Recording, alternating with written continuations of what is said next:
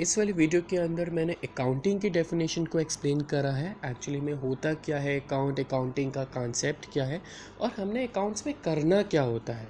तो सबसे पहले मैं अकाउंटिंग की डेफिनेशन को रीड करूँगा। क्या होता है? Accounting is an art of recording, classifying, summarizing of business transaction those are in money terms in a significant manner and interpreting the result thereof. तो अकाउंटिंग की डेफिनेशन ही start कैसे हो रही है? Accounting is an art. Accounting is an art मतलब art का मतलब ही हो गया ये कला होगी कि एक बनाने का तरीका। जैसे एक आर्किटेक्टर है, आर्किटेक्टर जब एक मकान खड़ा करता है तो पहले उसकी एक ड्राइंग बनाता है।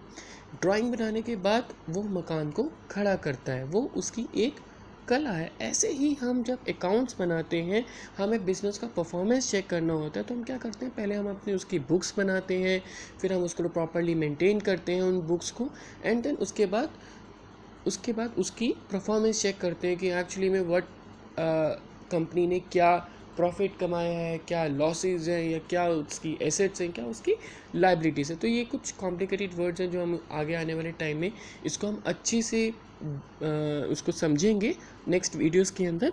बट अभी के लिए हमें ये जानना है कि अकाउंटिंग एक आर्ट है और एक कला है, ठीक है। और उसके बाद आता है रिकॉर्डिंग, क्लासिफाइंग एंड समराइजिंग। इसके लिए अभी थोड़ा सा मैं स्किप कर रहा हूँ। उससे पहले मैं आपको समझाना चाहूँगा कि अकाउंटिंग के अंदर बिजनेस ट्रांजेक्शन क्या होती हैं, ठीक है। तो बिजनेस ट्रांजेक्शन मतलब ट्रांजेक्शन, आप लोगों को पता ही एक जनरल वर्ड है। ट्रांजेक्शन मतलब लेन देन। लेन देन मतलब कि आप रेगुलर एक्टिविटीज़ के अंदर पे बहुत लोगों से लेन देन करते ही हैं। किसी को आपने कुछ दिया और उसके बदले में हमने कुछ लिया। कभी कभी ऐसा भी होता है कि हम दे देते हैं और उसके बाद हम कुछ लेते नहीं हैं उनसे। बट यहाँ पे क्या है कि अगर आपने किसी को कुछ दिया है तो उसके बदले में आप लेंगे, तो हम उसको क्या बोलेंगे? ट्रांजेक्शन। बिजनेस ट्रांजेक्शन वो ट्रांजेक्शन आ जाती है जिसके अंदर कुछ प्रॉफिट का पॉइंट ऑफ व्यू हो, क्योंकि बिजनेस तो कोई भी रन करता है तो या तो वो अपना कुछ प्रॉफिट कमाने के लिए ही रन करता है, ठीक है। तो बिजनेस ट्रांजेक्शन में कोई भी आप ट्रांजेक्शन करते हो बिजनेस से रिलेटेड जिसमें आपका मकसद प्रॉफिट कमाना हो, ठीक है।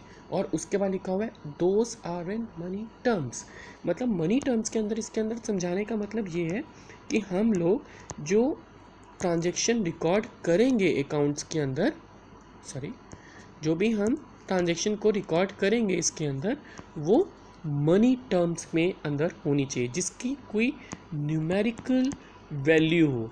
अगर न्यूमेरिकल वैल्यू नहीं होगी तो वो ट्रांजेक्शन हम अकाउंट्स के अंदर रिकॉर्ड नहीं करेंगे। जैसे बार्टर सिस्टम, आपने पहले भी सुना होगा इसके बारे में।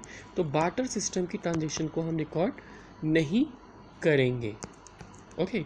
एंड देन उसके बाद सिंपली लिखा हुआ है in a significant manner. Significant manner का मतलब क्या आता है? प्रॉपर फॉर्मेट में जो हमें स्पेसिफाई करे गए हैं कि हमें इन्हीं फॉर्मेट के अंदर हमें अपनी ट्रांजेक्शन्स को, अपनी बुक्स को बनाना है, ठीक है। And interpreting the result thereof. उसके बाद हम लोग उसके रिज़ल्ट को हम देखेंगे कि क्या हमें प्रॉफिट हो रहा है, क्या हमारा लॉसेस है, क्या हमारी एसेट्स है, क्या हमारी लाइबिलिटीज़ है।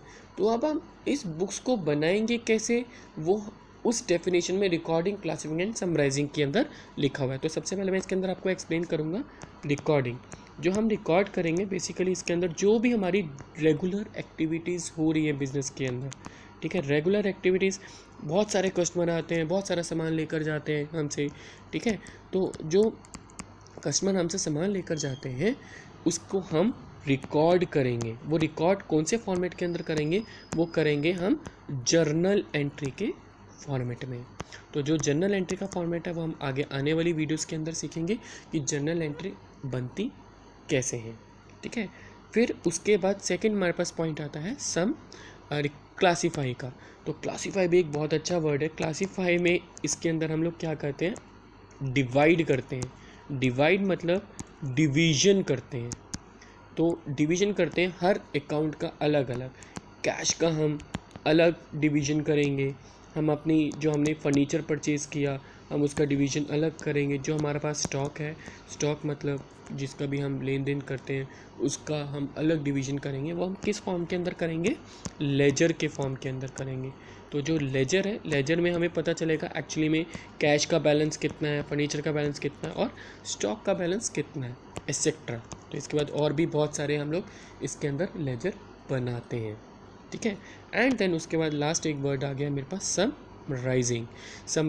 समराइजिंग भी एक वर्ड है जो जिसके अंदर हमें पता चलता है एक्चुअली में कंपनी की परफॉर्मेंस क्या है, ठीक है। कंपनी की परफॉर्मेंस कैसे पता चलती है, वो हमें पता चलेगी प्रॉफिट एंड लॉस अकाउंट से, ठीक है। तो प्रॉफिट एंड लॉस अकाउंट में एक बन गया और एक हमारे पास इसके बाद बनता है बैलेंस शीट। तो बैलेंस शीट से हमें पता चलता है एक्चुअली हमारे पास कितनी एसेट्स हैं और कितनी लाइबिलिटीज़ हैं कंपनी के अंदर, जिससे हम लोग परफॉर्मेंस को इंटरप्रेटेट करते हैं। तो परफॉर्मेंस कैसे इंटरप्रेट करते हैं वो भी हम अपनी आगे वाली वीडियोस के अंदर देखेंगे कि हमें परफॉर्मेंस को कैसे इवैल्यूएट करना है, कैसे उसको ऑब्जर्व करना है कि एक्चुअली में कंपनी की परफॉर्मेंस ठीक चल रही है या बेकार चल रही है, ठीक है। और ये जो सारा काम होता है ये कब होता है, ये सारा काम, ये वाला जो सारा काम होता है ये होता है फाइनेंशियल ईयर एंडिंग के अंदर। बट जो जर्नल एंट्री का काम है और जो लेजर का काम है वो तो आप रेगुलर एक्टिविटीज़ के अंदर करते हो, ठीक है। और जो फाइनेंशियल्स आप ऑब्जर्व करते हो वो आप फाइनेंशियल ईयर के एंड में करते हो। तो फाइनेंशियल ईयर एंड कब से, फाइनेंशियल ईयर हमारा कब से स्टार्ट होता है, फाइनेंशियल हमारा 1 अप्रैल टू 31 मार्च तक स्टार्ट होता है। तो हमारी बुक्स कब क्लोज होती हैं, बेसिकली बुक्स हमारी 31 मार्च को क्लोज होती हैं। तो यही मैंने अकाउंट्स की डेफिनेशन को एक्सप्लेन किया। अगर आपको अच्छे लगे तो प्लीज़ लाइक एंड सब्सक्राइब कर दीजिएगा। Thank you.